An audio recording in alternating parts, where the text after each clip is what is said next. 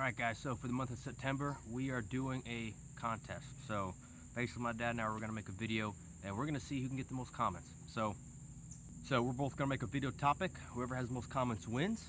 Then we're going to pick a comment, obviously from the comment list, whoever liked, subscribed, and commented on the video. And then also, if that particular video, the winning video, gets 200 views or more than 200 views, I should say, then that winner will get both prizes. So I'll have a prize for my video. My dad will have a prize for his video. Mine will be the Adventure Medical Kit Watertight Kit 0.9. And so if my video gets more views and you happen to be one of the lucky commenters, then we will send this to your house. And if that video has more than 200 views, then you will get both prizes. So stay tuned. What's up?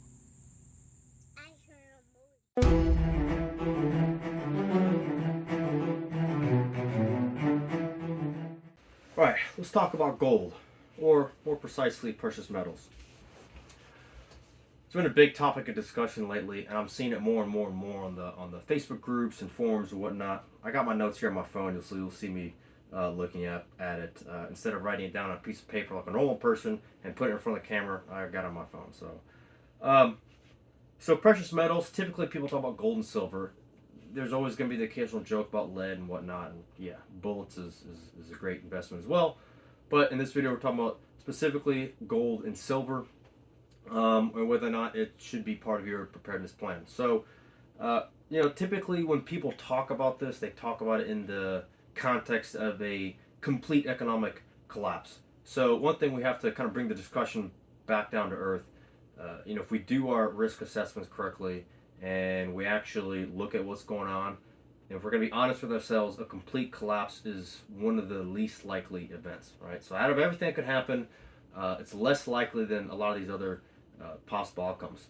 So, and what I mean by that is, for example, a severe depression is more likely than a total collapse, and a recession is more likely than a depression. I'm not saying I don't think that's going to happen, and I'm not saying that it can't happen to us. But the more severe the outcome, the more severe the scenario, the lower percentage chance it has of happening, typically, right? So let's not just limit our scope to that. It's not just a complete economic collapse. Typically, with economies, they don't just happen overnight, although they can collapse overnight. So let's also remember we have slow and steady declines, rapid declines, hyperinflation, things like that. A lot of times these things develop over months, maybe even years, right? We're kind of seeing, to some effect, we're seeing that now with inflation and shortages and whatnot. So don't just think about a severe collapse. Think about other economic hardships and how would the presence of precious metals help you with that. So like I just said, most collapses are not immediate, right? So if there is inflation, if the U.S. dollar value plummets, right? For example, because it's not a sudden and immediate collapse, it means people are still going to work, people are still going to the store. Maybe food's more expensive. Maybe it's not that available. Maybe it's so expensive people are spending 80% of their salary to eat, stuff like that. But there's a lot of different scenarios that could happen. So, for me, I view it as a long term. I don't view it as an investment. For me, it is insurance. Whether that is through just normal economic ups and downs, whether that is for something that we are going through right now, and the reason being is, they're not going to plummet in value, right? So if I buy stocks, if I buy bonds, bonds I don't really think are a good investment, but if I buy stocks, stuff like that, depending on how the economy goes, they can go down pretty drastically. Whereas gold and silver, they're going to retain some level of value.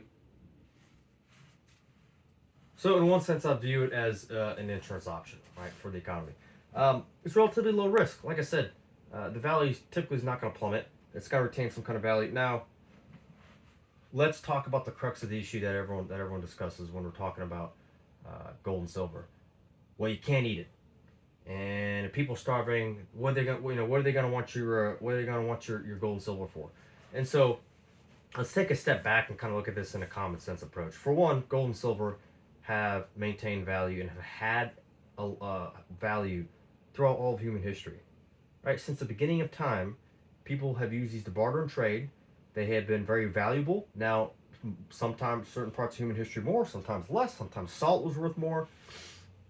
So, not saying there's not some truth to that sentiment. However, this precious metal that has held value consistently for all of human history will not suddenly become valueless because our modern society either ceases to function or right just because we hit some hard times. Now, yes, if we had a complete and utter collapse, which I said earlier, the more severe in the categories we get, the less likely that is. But if it was a complete and utter collapse, then yes, for a short amount of time where people are trying to figure out how they're going to live, yeah, they may not want your silver if there's literally no food in the grocery stores. However, if there is food and it's just really expensive, and just like in Germany, right, where we're taking our wheelbarrow full of cash after we get paid so we can buy one loaf of bread, and I say, hey man, I got an ounce of silver. Yeah, in those scenarios, it's going to be valuable. It can be useful. Again, we're not putting all our eggs in one basket, so it doesn't mean you shouldn't be having all these other things, food and water and other resources. However, let's take a step back, use a little bit of common sense. Um, to me, it's an essential part of a well-rounded preparedness plan. Some silver, I don't really buy gold just because it's expensive, but some silver as basically an insurance plan against economic uncertainty. Yeah, is it going to grow as an investment? No. To me, it's not an investment, it's an insurance policy. So let me hear your thoughts. Let me hear your comments. I see this discussion all the time in the Facebook groups, and I'm one of those guys. Yeah, I think you should buy some silver, and I think that for most scenarios, it will retain some kind of value. And even in an utter collapse, once people figure out how to keep from starving to death, it'll come back in value.